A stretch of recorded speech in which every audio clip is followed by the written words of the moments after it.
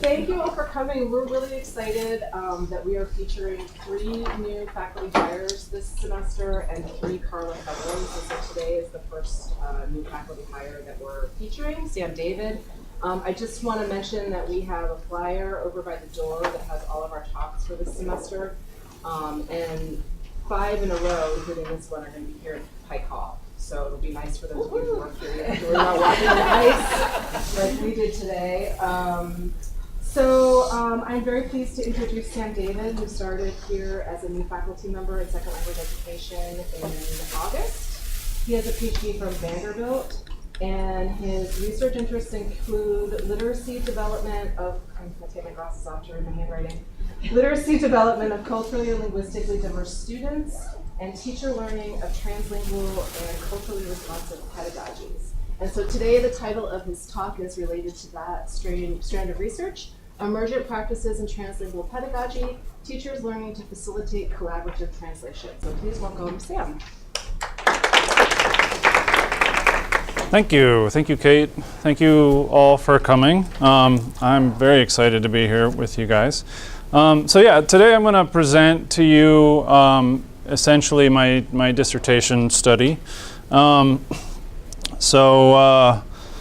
I'll take you through the usual pieces of it and talk about the statement of the problem, kind of the big picture of why I've been looking at this work, and the research context, which is actually kind of an extended dive into a design research project that this study was built on, and talk about how I'm looking at these questions theoretically, the study itself, and hopefully, if I don't waste too much time on all that, I have a lot of different representations of the cool stories about teacher learning that I uncovered through this.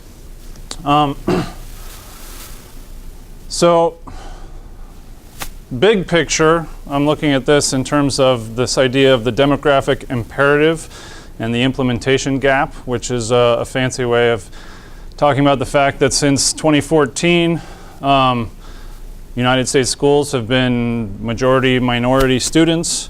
1/5 of our students are from immigrant families, and these populations are still only growing. We know from research going back to the 80s and beyond even that the strategic inclusion of students' native languages in their instruction can be a resource for learning. We have very strong evidence that it's a resource for engagement, and we have a lot of mostly qualitative evidence looking at it as a resource for content area and language learning. But we also know that evidence-based strategies around including native language are very rarely actually included in instruction in our schools. We also know that students benefit from having teachers who share their languages and teachers who are trained in culturally responsive methods. And again, very few students are actually have access to these kinds of resources. Also building on some specific research from looking at bilingual strategies. This comes from the early work of my advisor, Robert Jimenez, and Translingual Pedagogies, which I'll get into more in a little bit. Sorry. So the overarching question, the big picture question that I'm asking is, how can we train teachers to strategically include students' native languages in the classroom? Now, to get at this question, the way that Dr. Jimenez has been approaching it, and when I came into my doctoral program in 2010, this research was just getting into fieldwork, so I got to jump in. For those of you who were at my job talk, some of this will be familiar, but hopefully there's some new stuff in there as well, and you could use the reminder. So he started Project Translate, which is kind of an unwieldy acronym for teaching reading and new strategic language approaches to emergent bilinguals. But we like acronyms here at the University of Minnesota, I know. So The idea was to start with small group guided reading, which is a pretty established practice, especially in lower grades, and then adapt it to include translation from English into a student's native language, with the idea that by activating their metalinguistic knowledge and creating explicit connections to English texts can improve their reading comprehension. This has gone through a number of iterations of design research development. I came in 2010, so these are the iterations that I've been involved with. We started out focused on Hispanic students.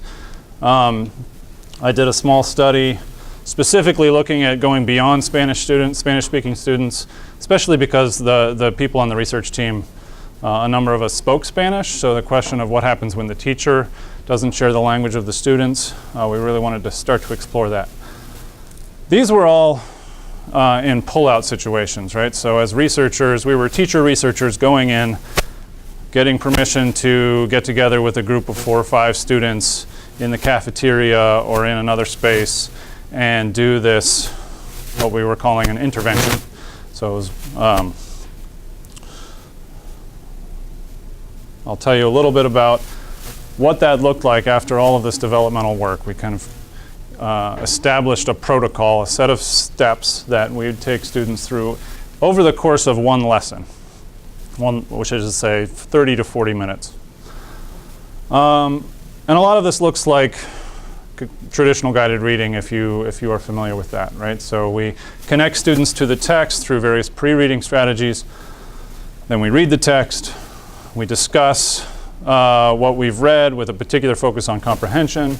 Then we ask students to translate 1 or 2 sentences from the text into their first language, and they work together. It's a collaborative translation activity. Once they're done, they read it out loud, talk about it. If we have enough students and we create more than one translation, we can compare and look at differences. And a lot of times just reading it out loud causes them to think about it differently. So there's a kind of natural critical phase where we look at the choices that we made and see if we want to make different ones. And then finally, we try to step back out of this sentence level focus to say, okay, what have we learned about the text? What have we learned about language and literacy that we can apply to our other sort of language arts-based goals? I'm going to go through some of these steps in a little bit more detail to kind of pull out what we see as, or what we have seen as particular affordances of this intervention, right? So in addition to reading strategies like previewing vocabulary, activating background knowledge in relation to the text, we've also seen this set of this time at the beginning as a good space to explore students' background that a lot of times teachers don't make the time to find out about, right? So in one example, a teacher was teaching a text or using a text about a student struggling to fast during Ramadan.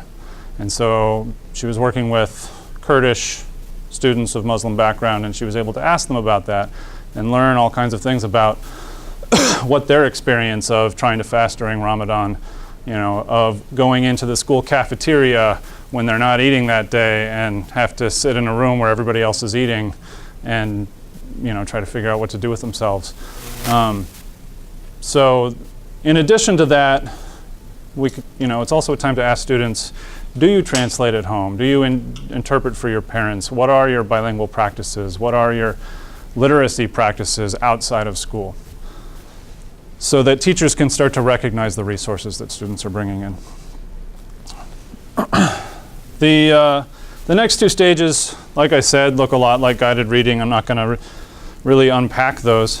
When you get to requesting translation, the question is what makes a good sentence to translate. And for us, the answer to that question was it should be sort of key for comprehension. So something that's happening that if students don't understand it, they'll be missing something important. And also that it's linguistically challenging, because one of the things that we've discovered is what's really fruitful and exciting that happens is when students are problem solving. And if students are translating something where they know all the words and there's no problems, then there aren't a lot of opportunities for learning that come up in that kind of interaction. As I'll get into later, as I've seen in this study, picking a line to translate also implicates what your larger goals are for sort of the takeaway for language arts instruction. As I said, problem solving is key in that in this phase, once they've done the translation, that's a lot of what happens in a lot of the problem solving that happens after they've finished and they say, okay, we're done, here's what we did, and they read it out loud, and as I said, hear it anew and maybe recognize a problem or compare and contrast. And a lot of this is articulating what they know how to do with language, but maybe don't have the meta language to talk about. So there's some struggle in that regard, which we find fruitful. So here's a few examples. This is a group of Kurdish students translating the sentence, "Suddenly I realized there was dead silence except for our zipping." This is describing a group of Chinese immigrants at a dinner party eating a crudité, and when they eat celery, they zip off the strings before they eat it, right? And so they're handed a bunch of celery and they immediately start doing that, and everybody in the rest of the party just stops what they're doing and turns to look at them.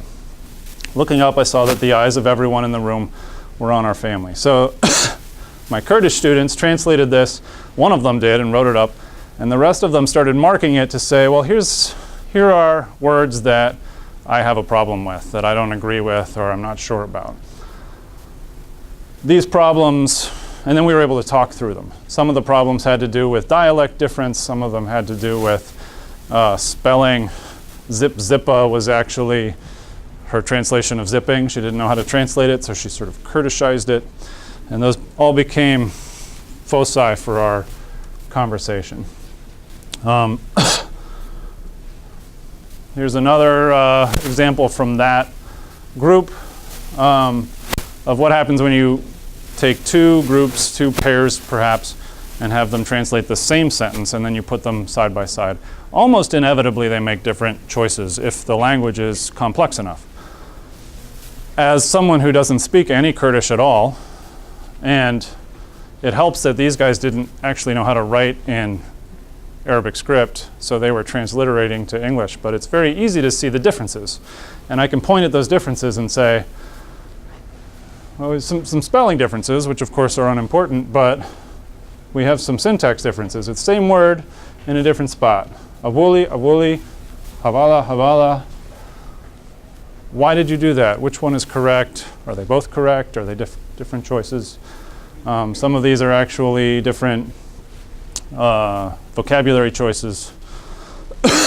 So the whole point is to generate these conversations, right? We see this as opportunities to make their metalinguistic knowledge visible and available and a resource for connecting to our language arts goals. And then finally, some of our thinking about reconnecting the translations to the larger text. There's some kind of proximal questions we can ask. You know, has doing this translation changed your understanding of the sentence, of the text? And then over the long term, what ideas about language and literacy are we starting to generate that, you know, can become tools for you as a reader going forward? Which brings me to the study that I did for my dissertation. At this point, we felt like we were ready to take it to teachers, right, and see how the rubber meets the road when this is actually happening in language arts classrooms, where they have to worry about things like their own scope and sequence and the learning objectives that they're accountable for.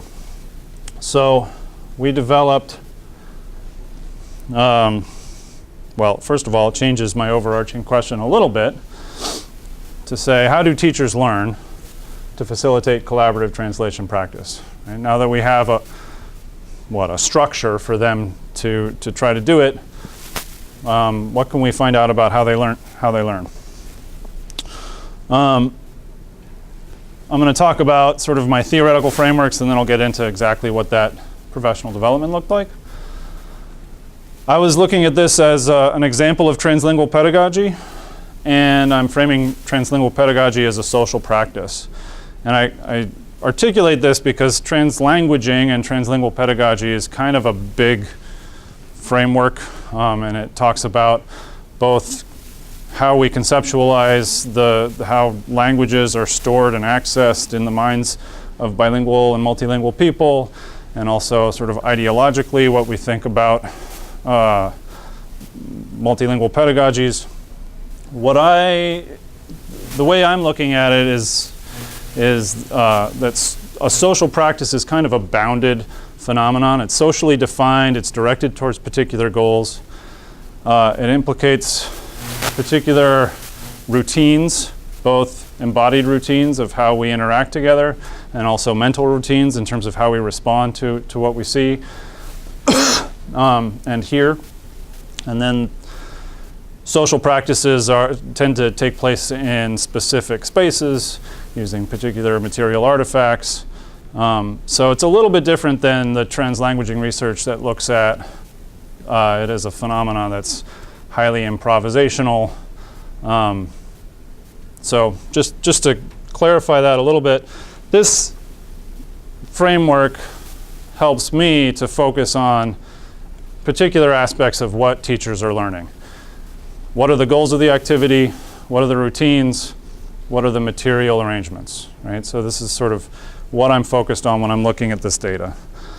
I also use professional vision as a framework to think about what teachers were learning. Professional vision comes from Chuck Goodwin and has been applied to education primarily by Sharon and her colleagues. And the big constructs that come out of this is the idea of selective attention. So what is it that teachers are noticing? What are they paying attention to in the flow of interaction in a classroom? And how are they thinking about it? So, and then of course, how are they thinking about it and how do they respond? So, which is to say that reasoning is a routine. It's a mental routine, but it's also an embodied routine. When we think about professional vision within this social practice framework. I also think about reasoning as proximal and distal, which is to say teachers finish a lesson, think about what happened, and make new plans for the next lesson. That's sort of the distal reasoning, but they're also there in the moment responding to things. And this study was attempting to capture both of those. I also want to point out that I'm taking professional vision as something that is sort of something that individuals have. In its original conceptualization by Chuck Goodwin, professional vision was an aspect of practices, and individuals became apprenticed into the professional vision of a practice. So that's just sort of a theoretical distinction that I want to make sure is clear. In my research questions, again, I focused on this idea of the distal and proximal reasoning. So on the one hand, how do teachers' professional vision lead to changes in their practice from lesson to lesson? And then how is their participation changing, and how is that seem to be facilitating students' metalinguistic understanding and teacher learning? So this took place in a middle school in a mid-sized city in the South. With a very diverse population, and actually these statistics really don't adequately capture the diversity of the population, since all those Kurdish speakers are somewhere in this number, all those Somali students are somewhere in this number, but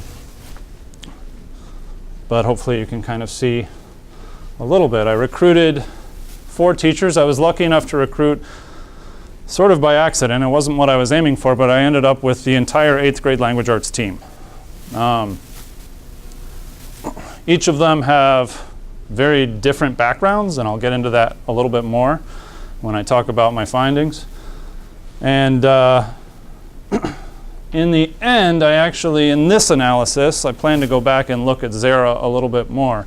But the questions I was asking were really focused on the protocol that I was teaching, and Zara really didn't do the protocol that we taught her. She went off on her own. She did some really interesting things that are worth looking at. But in terms of cross-case comparison, it made it very difficult. So the rest of this analysis will focus on those other 3 teachers. Created really a 4-week professional development program focused on principles of guided learning and collaborative involvement. So there was some initial instruction, and then they were asked to try it out 3 times over 3 weeks. After each lesson, they debriefed for like 5 minutes with a researcher who was there observing. Each of these lessons was videotaped. In between the first and second lesson, we brought them all back together for kind of a focus group. And then we did again, actually, this is incorrect. We ended up meeting with them as a focus group after the 3rd one. And we also did individual interviews at the end, and we had them writing in a blog after each lesson that they could each read and respond to. So a lot of reflective data from these teachers in addition to the classroom video data. So I did one analysis focusing on that reflective data using constant comparative coding methods and axial coding methods to get at this first research question. And then I did another round of analysis really looking specifically at the lesson videos themselves. And a lot of triangulating across all my different data sources, but these were sort of the central focus of these analyses. I wanted to really dig into the participation data, so I knew I wanted to do some multimodal microanalysis, and in deciding where to focus, based on our earlier research, we knew that, or we believed that this meta-language, meta-linguistic knowledge was a really important site. So I looked for places where students were bringing this meta-linguistic knowledge to the surface, and I ended up building off of Swain and Lapkin's idea of language-related episodes, which are, in their data, they were looking at any part of a dialogue where they're talking about language, questioning their language use, or correcting themselves or others. So I looked at this kind of phenomenon, but I was also looking specifically at the development of their understandings around the problems that they were encountering. And those problems tended to be vocabulary specific, right? So they would say, this word jostled. I don't know how to say this word jostled, but that would, in the course of a 30 or 40-minute lesson, would pop up during pre-reading or during post-reading. It would pop up during translation. It would pop up again during the final discussion. So I started looking at these as events that knit together these multiple episodes across a lesson. Excuse me. So the main findings I want to talk about today, if I have time. The first one is that all of the teachers in this group, they came from very different places. They had very different relationships with their students. And consequently, their learning trajectory, their initial attempts to do this work were very different, very individualized. But over the course of the time that I was with them, they started to converge. And maybe this isn't so surprising on its face, but I think there are some aspects of how that happened that are important and interesting. I'll talk about that a little bit. There were power struggles between students and teachers that also emerged, and to some extent at least, these power struggles I think were rooted in the fact that students have background experience in translation and interpretation, and so they have their own sense of what the practice is, what the goals are, and those can be in conflict with the teacher's goals, right? And then finally, the routines that teachers implemented that tended to facilitate shared attention on translated texts seem to be really, really fruitful in terms of generating this metalinguistic knowledge and understanding. So I'm going to walk through these three and start to tell some of these stories about these different teachers. Because ultimately what I had at the outset, before I started kind of churning through the data and trying to make connections, were 4 really different, really interesting, rich stories about 4 different teachers doing something that on the surface should have been the same, but it looked very different in every classroom.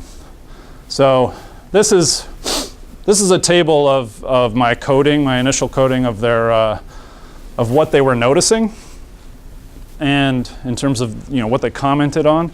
And then the shaded ones are where I've been able to connect what they talked about noticing in the classroom and changes that they made in their lesson plans. And as you can kind of see, there's a little overlap, but not a lot. Rachel over here was, I think she was 8 years in the classroom by that point. She won Teacher of the Year that year. She was a well-loved language arts teacher. She was the lead teacher of the group. She had a strong bilingual background in German from learning in high school and college, studying abroad, and getting a major in German education. But she had decided to work with Kurdish students. So she didn't have any background in their language. She had been thinking about how to bring in students' native language into her instruction for a while. She'd been thinking about culturally responsive teaching for a while. And from the get-go, she was very focused on standards and on how this new intervention would help her meet her larger goals, right? Elizabeth had originally done her bachelor's degree in education, had wanted to be an ESL teacher, had a terrible TA experience, and then given up and gone into food services for 30 years. In the process, learned Spanish, married a Mexican guy, and decided as a second career to go back into ESL. So she was in only her second year and she was an ESL teacher. Fluent in Spanish, or relatively fluent, and working with Spanish-speaking students. But her biggest problem was that she didn't have very good classroom management. She struggled a lot with these students in terms of buy-in, right? They weren't very interested in anything she had to say. So she was dealing with this sort of very local, very personal conflict. And just getting the intervention up and running. She also struggled, because she shared a language with her student, with giving them agency over the activity. Tom and Rachel had no problem because they had to cede authority to their students over what is a good translation. Elizabeth tended to nitpick a little more when she saw that they were doing something wrong. Because of her relationship with her students, this was a big problem for buy-in, right? She'd say, you should look at that again, I don't think it's right. And I'd say, well, I don't want to look at it at all, how about that, right? Tom, on the other hand, Tom was kind of a good old boy Southerner, only spoke English, described himself as a stand and deliver teacher, by which he was not referring to the movie. He was talking about standing in front of the room and delivering instruction. But he had recently gone through a program on urban education and was sort of dispositionally oriented on working differently with diverse students, but had very few skills to do so. And he didn't have second language experience. He didn't have any training as a linguist. So in particular, he had a hard time noticing and responding to the linguistic knowledge that students were bringing forward.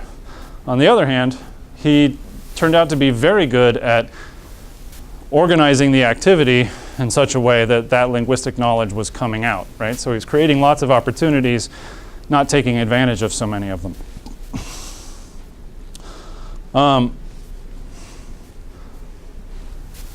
This is sort of the top level coding from my axial coding process, where I've put each of these, the codes that you looked before, into a couple of different buckets. Rachel's looking at engagement and EL reading. I forgot to mention, she was working with 3 Kurdish speakers from 2 different dialects, Sorani and Badini, not always mutually intelligible. from her class, and then to fill out her group, she grabbed 2 level 1 ELs from another classroom. So she had level 1 ELs paired with higher level English speakers, 2 different dialects. It was complicated what she was doing. So obviously a lot of her concerns were about troubleshooting the particular local issues of this group, making sure that her English learners were comprehending what was going on and that they were able to be involved. And as I said before, she was very focused on the big picture, on where this was all going in terms of language learning outcomes. Elizabeth, dealing with buy-in, also with level 3 ELs, concerned about their reading comprehension. But what was interesting for me was the way that Rachel's engagement with the idea of standards and learning objectives, because of the way the PD was organized around collaborative involvement, became the focus of the other teachers. So this is from Rachel, from one of her blog entries. She says, "It's tricky to make sure that the translating process is just a tool being used to reach a learning goal and that the learning is not, the students will translate successfully. I need to work on the final question, something like, now that you have translated this piece of text, how has your understanding of the metaphor or metaphors in general changed?" Elizabeth would not have said that at the beginning, nor would Tom, but by the end, both of them expressed, having gotten through some of their initial difficulties and started to feel comfortable with the routines of the practice, they started to look towards, what could the goals be? So as a personal takeaway, I will continue with the hands-off model. I forgot to mention in her 3rd lesson, her strategy for dealing with her own micromanaging was just to walk away, put another student in charge. So she introduced the lesson, the text, and then she said, I have a bunch of work to do, you guys get it done. And it was night and day. They were way more engaged and they did some amazing work. So that was her solution. But she recognized that this takeaway of, now that we've done it successfully, why did we do it? What are we getting out of it? Needed to be addressed. Tom, similarly, said the evolution or the revolution maybe that came to me was based on a comment Rachel made that the object is not necessarily just to translate the piece, but to what end are we going within or beyond the translation? So the other piece that's visible in this data is the way that once you change your perspective from here are the steps of the protocol, students will translate X, Y, and Z and we'll talk about it, to what is the goal of doing all this work for my language arts learning, it affects every step of the protocol. Rachel's a really good example. In her 2nd and 3rd lesson, she used a text called Bestest Ramadan Ever, I mentioned. And like I said, at the beginning, she was able to connect students to the text, specifically through their experience of trying to fast during Ramadan.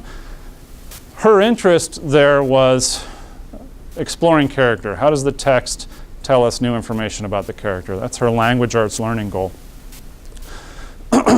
So it influences the text that she picks, because she's looking for something that has that kind of information in it.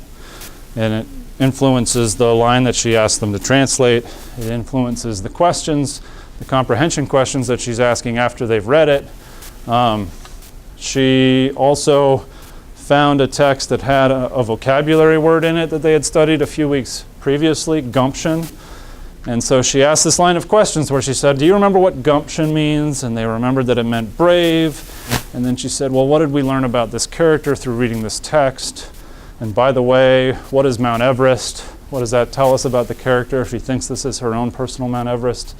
And then they get into the translation. Similarly, one of her students skipped the word gumption. So her back translation was something like, it took me a year to try to fast again. Right? So she didn't know how to translate gumption or even brave. But knowing that that was Rachel's particular focus, she was able to step in and say, okay, so you've skipped the word, but that's not okay because this is important information about this character, so let's go back and troubleshoot that. And she facilitated the problem solving so that they came to a translation. She ended up actually bringing her laptop out and letting them look it up. And of course, at the end of the lesson, she's bringing it back to this theme of character and how do we learn about character from text. Which brings me nicely to this second idea about the power struggles between students and teachers, because in Rachel's case, Lamont was the student who had skipped gumption in her translation. Rachel's whole point was you can't skip it, right? It's part of the text. You have to translate it. And Lamont said, well, of course you can skip it, right? Her orientation is on effective communication, and Rachel's orientation is on this, learning about the character and making sure that you are doing your close reading and your discussion around those points. So Lamont resisted it all the way to the end, as you can see in this dialogue from the very end of the lesson. Elizabeth, I've talked a little bit about her conflicts with her students, some of which was around their kind of non-standard language knowledge. So in this case, she's reading what this student is writing, whose pseudonym that he picked was Shorty. And he's writing rempujando. They're translating the word jostled. And she's thinking it should be empujando. So she reads it and she says, rempujando. And Isaac, this student, says, oh, it should be empujando. And she's like, oh, okay, that's what I thought. And then this guy gives her a look, right? There's no words are exchanged, but she immediately backs way off and is like, oh, I'm just curious. I was just checking in, sorry. This is one of those moments, it was like 20 seconds, but it parallels what happened over the course of the 3 lessons, where we see her language knowledge of Spanish, of standard Spanish usage, coming into conflict with what turned out to be kind of a syntactic, rule-based understanding about this word, that non-standard, but according to the student anyway, it comes from his community, right? That rempujar, in this case, is the passive construction of empujar. A little weird. It's certainly not standard, but it turned into this power struggle within the lesson. Tom's power struggles had more to do with his inability to understand what students were talking about. And I'm not sure that this little snippet of text really communicates what's happening, but Boom is talking about what empujaron means, and he's trying to draw this distinction between empujar as the infinitive and empujaron as the past tense.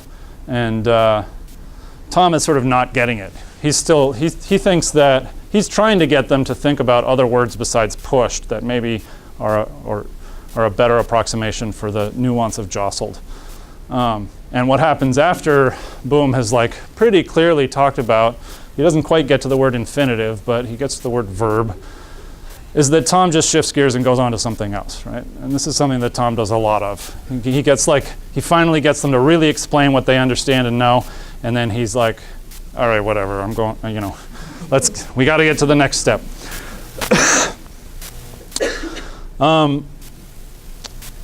So finally, I'll talk a little bit, and I'll go back to Tom to share some of these routines that seem to be really effective at bringing up student discussion of their metalinguistic knowledge. And I'll kind of take you through this set of representations I've created around his 3 lessons. This is Tom in the black, and these are the students in white. That's my camera. And this is day 1. He had them set up, and during the translation, he said, okay, you two work together, and create a translation of this line that actually the students picked, which was a fairly simple line because that's what students will pick unless you kind of push them to do something different, which was, are you here to work on props? And he said, don't talk across the table, just talk to the people next to you. But of course they did talk across the table, because what happens when they come to a word they don't know, which is props in this case, someone just says, how do you say props in Spanish? And somebody else answers, and nobody pays any attention to Tom saying, don't talk across the table. But when they compared translations, which wasn't so exciting because they were the same translation, but what he did was interesting, which none of the other teachers really really did this, where they kind of freely rearrange this space that they're working in so that everybody can see what's happening in these two texts. So his takeaway was that he needed to pick a line that was a little harder, and then he needed to find a way to physically separate these groups in order to have more success. Day 2, totally different. Didn't really implement these changes yet because 2 students didn't show up, but he did bring in an iPad and say, all right, let's introduce Google Translate and see what the affordances of that are. So we had one student who was writing, and he was kind of struggling to translate a line, and the other student was given the iPad, and he immediately looked up the entire sentence and translated it into Spanish, at which point this kind of became an authoritative text that they responded to. From my perspective as a researcher interested in metalinguistic understandings, it wasn't a bad lesson. There was some great conversation. You know, Google Translate tends to create translations that are not something that a native speaker would immediately ratify, right? Maybe that's changing more over time, but so they talked about, so this is the original as written into the iPad. This is their translation, and this is my back translation to kind of give you guys who don't speak Spanish. So let's suppose I get closer to this white lady in this abandoned metro station in the tall hours of the night. The original was, suppose I approach this white lady in this deserted subway station late at night. So you get some interesting changes that they discussed and thought about. The iPad itself, you know, when we think about this idea of shared attention, it has some affordances because it can be moved around, but actually having multiple people look at it together doesn't work out so well. So there was some tension there. This is what their eventual written translation, primarily copied verbatim from the screen with some revisions. So his takeaway was, I brought that translator in too early. We should do it differently. So day three is where I think it gets really exciting, and some of this I showed in my job talk. So again, rearrange the table a little bit. They each had their own copy of the source text. When it came to translation, they were divided, this time facing each other across a table. And in fact, early on in the process of translation, Tom switched seats so that these guys could be more shoulder to shoulder and talk to each other. The other two couldn't really do this because there's a big camera in the way, but instead one of them just translated on their own and then at the end handed it off.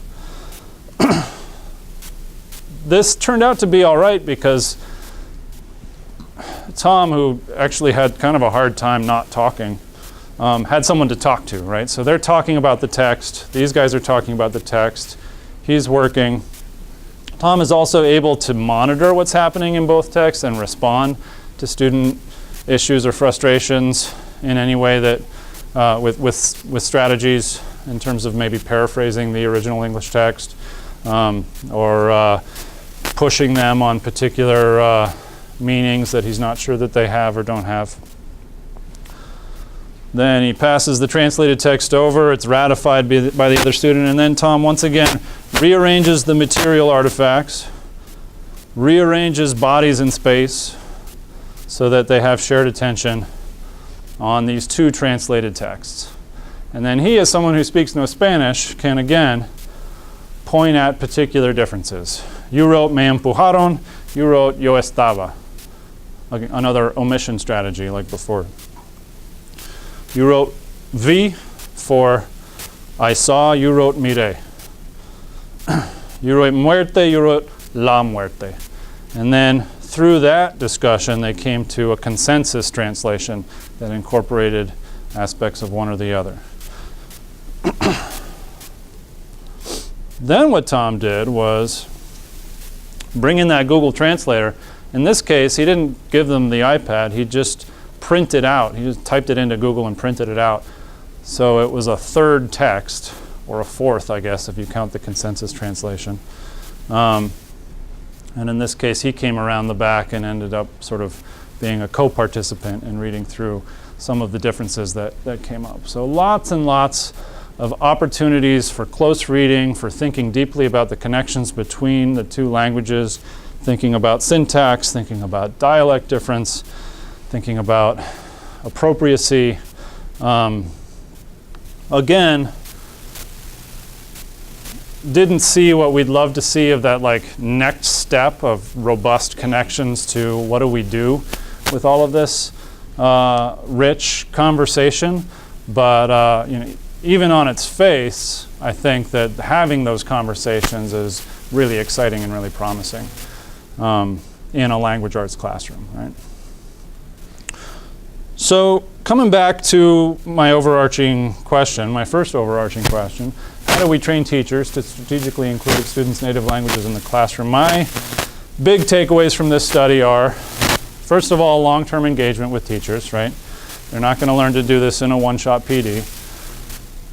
With a particular focus on that trajectory from how do you do it in your classroom dealing with your particular local issues as you and the students are learning these routines, toward kind of a collaborative definition with your colleagues around what are the big picture goals and strategies for this kind of instruction. And then also, based on these findings, the PD should really have an explicit attention to these routines that promote shared attention on translated texts, and this idea of responsive engagement to what students are understanding, right? To be able to step away from going through the steps of the protocol and really listening to what students are telling you their understandings are and trying to build up from there. And I will leave it at that and take your questions. Thank you.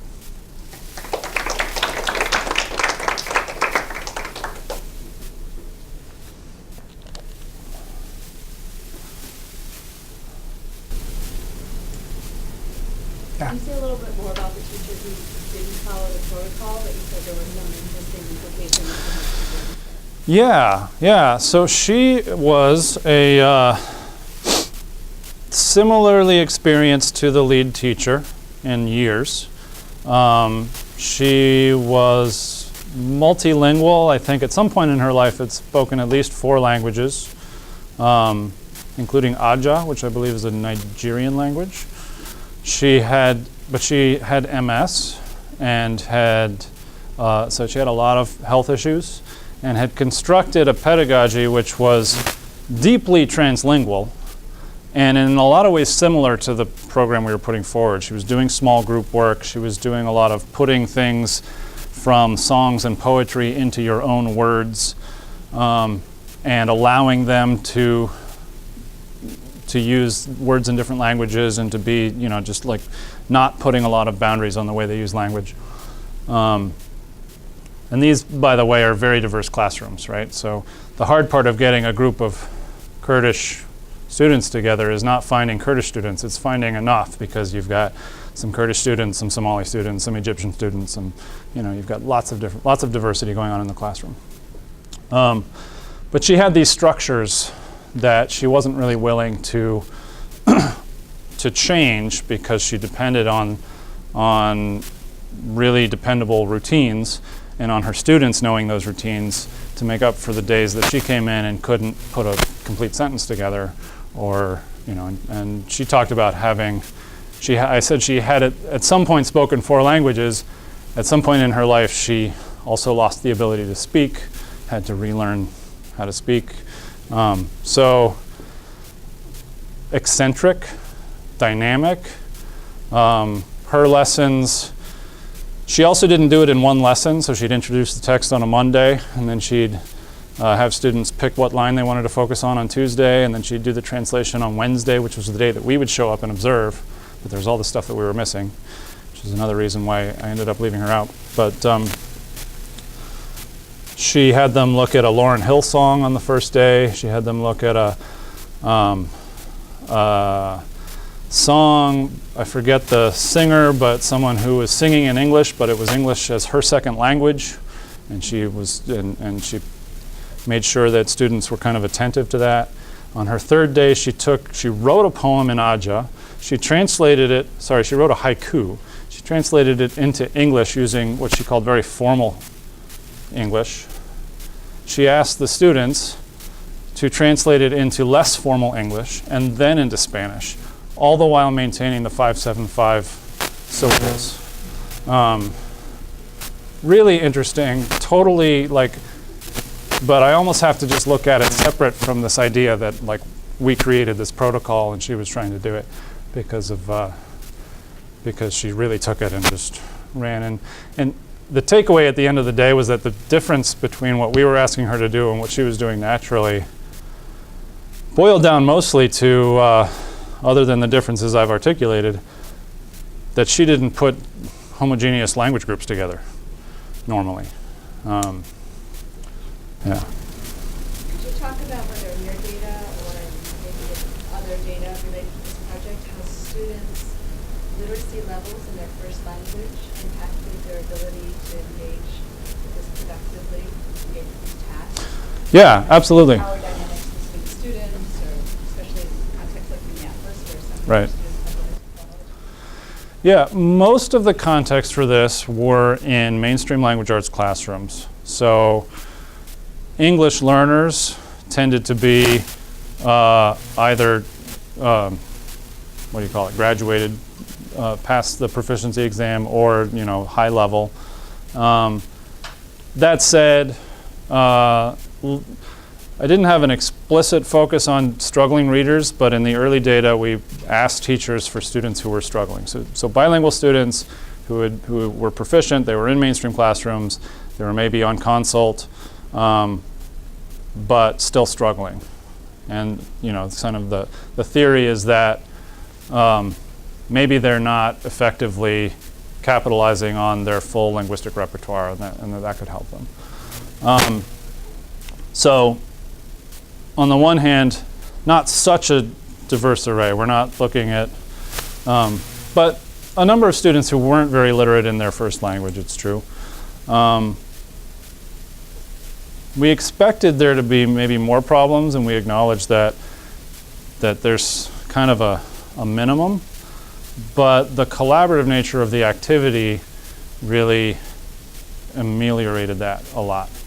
And some of the one of the earlier groups that I presented on in the past, I was looking at a student who was born in Tennessee,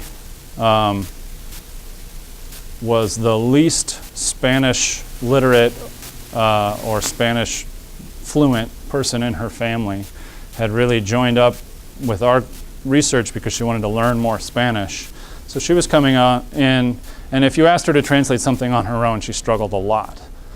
But she loved to read, she had a large vocabulary in English, and over the course of time had developed sort of a role that she could play within the group, and a way that she could engage with text and with translation that leveraged the Spanish knowledge of the people in her group. So yeah, I think the takeaway is that this process of figuring out how any particular group is going to work and what roles people are going to play and how they're going to do this activity is, you can't gloss over that, right? There's no jumping in on day one and doing collaborative translation. There's a couple of days at least of figuring out what does it mean for this group given the different proficiencies, different literacies that are represented. Yeah, I think that there's a class that Okay, in here pretty soon. that's right. It's quarter after. So people have to stop the questions. But All right. very Thank you so much. And please send me an email if you have more questions.